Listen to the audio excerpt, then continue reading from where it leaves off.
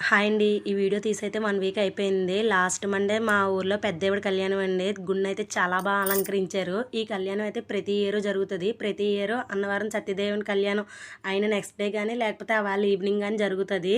మామూలు అంటే కళ్యాణం ఒకటే చేయరండి. ఉదయం పసుపు దంచడం, మంగళ స్నానాలు, పెళ్ళికొడుకుని చేయడం ఇవన్నీ కూడా చేస్తారండి. ప్రతి ఇయర్ మేము పసుపులో పోటేయడానికి పెళ్ళికొడుకుని చేసినప్పుడు కంపల్సరీ వెళ్తామండి. అక్కడ తాంబూలాలు కూడా ఇస్తారు. దేవుని దర్శనం చేసుకున్న తర్వాత ఇక్కడ అమ్మవారిని దేవుణ్ణి అయితే అలంకరిస్తున్నారు. పెళ్ళికొడుకు పెళ్ళికూతురు కింద అయితే మా గుళ్ళో అయితే నాగమల్లి చెట్టు ఉంటుందండి. అప్పుడు మేము చూసినప్పుడు అయితే బోల్డ్ ఫ్లవర్స్ ఉన్నాయండి. చెట్టు నిండా పువ్వులు ఉన్నాయి.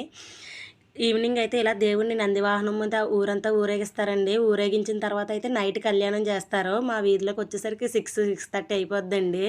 మేమైతే నైట్ కళ్యాణంకి వెళ్తాం. మా వీధిలో వాళ్ళందరూ మా వాళ్ళందరం కళ్యాణంకి వెళ్ళి కళ్యాణం కూడా చూస్తాం. దేవుణ్ణి అయితే చాలా అలంకరించారండి. ఆ వేళ మల్లెపూలు వాటితో చాలా అలంకరించారు. కళ్యాణంకి అయితే జనం అయితే మామూలుగా రారండి. ఊరంతా వచ్చినట్టు వస్తారు. కళ్యాణం గుడి అస్సలు ఖాళీ ఉండదు.